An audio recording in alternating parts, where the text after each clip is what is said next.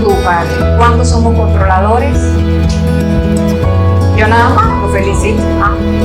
Qué difícil aprender a soltar, soltar, soltar, soltar. Y yo me agarraba en la oración con el Señor. Y yo estaba, y de rodillas. Me faltaban eran las chapitas.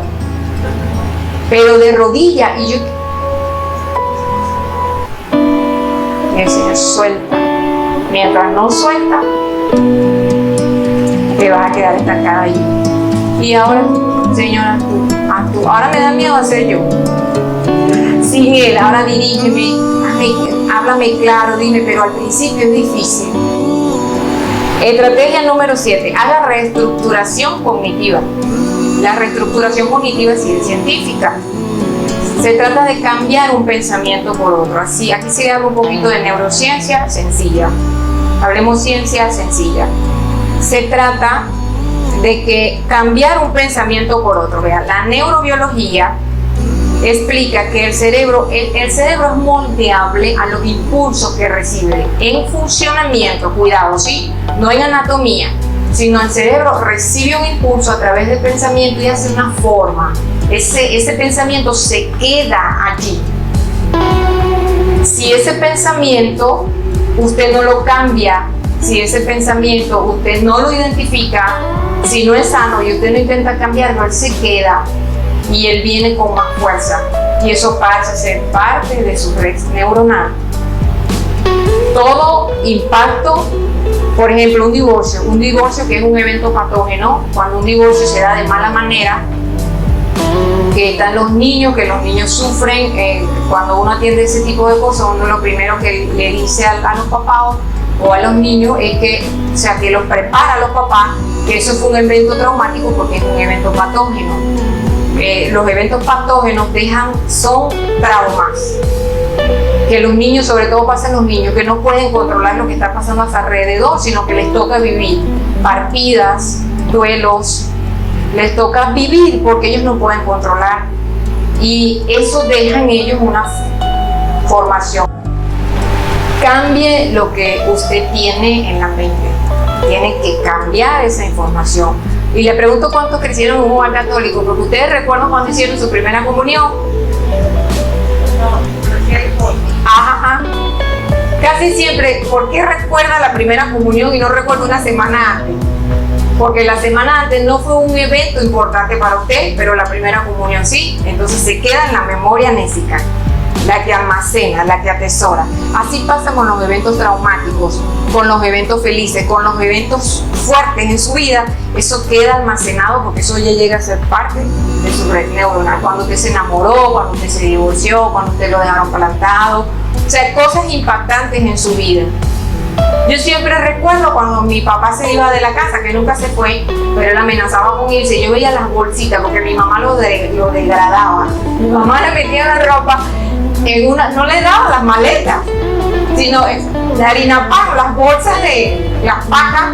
En mi casa había un negocio, era un abasto grande y mi mamá vaciaba las pacas de harina pan, de papel, y ahí le metía la ropa. Y la ponía en el frente de la casa y cuando yo veía que mi papá agarraba la llave de la camioneta, yo corría, papá, no te vayas, no, y yo peleaba con mi mamá. O sea, yo era la única hembra, la mayor, 3 hermanos varones, y los varones así como si se van mejor, así peleando menos. Y yo no, o sea, que mi papá, nada más experimentar el hecho de que mi papá se iba, y eso lo recuerdo porque fue un evento traumático. Gracias a Dios nunca se fue. Mi mamá aguantó, mi papá era tremendo, no le hablo de mi papá, pero era tremendo ese señor, ¿vale? El Señor lo rescató, justo a tiempo lo rescató.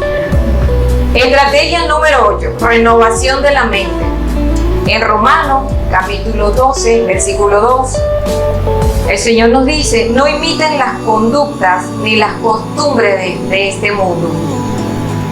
Más bien, dejen que Dios los transforme en personas nuevas al cambiarles la manera de pensar. Entonces aprenderán a conocer la voluntad de Dios para ustedes. Y la voluntad de Dios para ustedes es buena, es agradable y es perfecta. ¿Verdad que sí? Estrategia número 9. Piensa en lo que estás pensando. Hay que pensar en lo que estamos pensando. Si tenemos una mente activa, si tenemos pensamientos a cada instante, entonces nosotros tenemos que estar pilas. Epa, no, ya va, ¿qué es esto? Lo identifico, lo cambio por otro, lo llevo a Cristo y ahí voy. Pero tienes que estar siempre tienes que estar muy pendiente de eso. Piensa en lo que estás pensando, porque tu mente es activa. Para que todo lo anterior se cumpla, debemos exponernos más a la palabra de Dios. Orar, adorar, reflexionar con Él y en Él. Ese momentico de que, ese momentico con Dios, ese momentico en intimidad, eso tienes que hacer.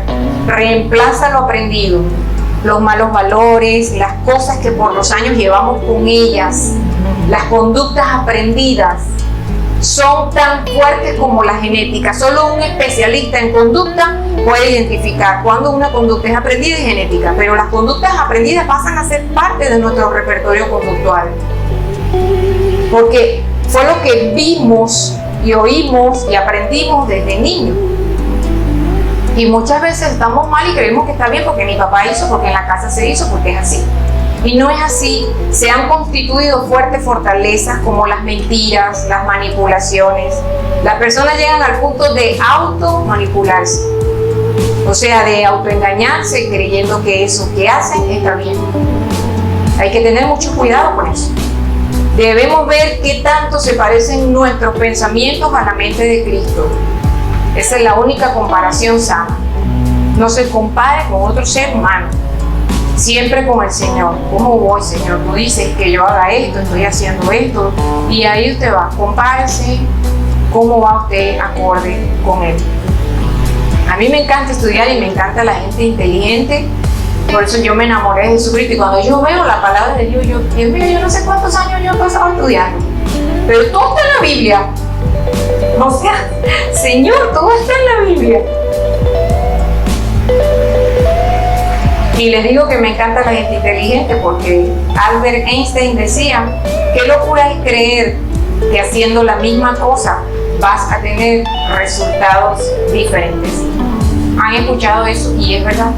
Él estaba en lo cierto, quiere resultados diferentes, piensa y actúa diferente y recuerda que la conducta comienza aquí. Cuando nosotros venimos a Cristo debemos reexaminar nuestros pensamientos. Ya les dije, háganlo de vez en cuando y Dios le indicará qué necesita cambiar y dónde necesita crecer. Efesios capítulo 4, versículos 22 y 23. Aquí Pablo le está diciendo a los creyentes en cuanto a la pasada manera de vivir, despojado del viejo hombre que está viciado, conforme a los deseos engañosos, y renovados en el espíritu de vuestra mente.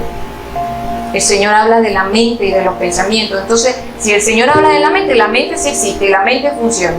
Y es más poderosa de lo que usted se pueda imaginar. Para terminar, les recuerdo lo que Dios nos dice en Proverbios 16:3. Encomienda a Jehová tus obras y tus pensamientos serán afirmados. Salmo 139, versículo 1 y 2. Qué hermoso es esto. Oh Jehová, tú me has escudriñado y conocido. Tú has conocido mi sentar y mi levantar. Desde lejos has entendido mis pensamientos. Oro para que el Señor les siga hablando y los está preparando. Recuerden que el Señor va a perfeccionar su obra en ustedes hasta el día en el que Él venga. Y el Señor les ha dado esto y les ha servido este buen alimento para que ustedes hagan algo con lo que ustedes aprendieron hoy. Oramos. Señor, gracias. Te damos gracias, Señor, por este precioso momento que tú nos has permitido vivir, Señor. El tiempo es tuyo y tu tiempo es perfecto. Gracias por cada palabra, gracias por cada vida. Dándote gracias, Señor, te rogamos para que tu palabra sea viva en nuestras vidas, Señor. Ayúdanos a ser un ejemplo a seguir. Ayúdanos, Señor, a conocernos más, a conocerte primero más a ti. Ayúdanos, Señor, a entender, a saber. Guíanos, ayúdanos a pensar bien, equilíbranos, Señor. Sé tú, Padre, sanando y equilibrando nuestras mentes, nuestras vidas. Sabemos, Señor, que tu voluntad para nosotros siempre es buena, agradable y perfecta. En tu poderoso nombre, Jesucristo, oramos. Amén.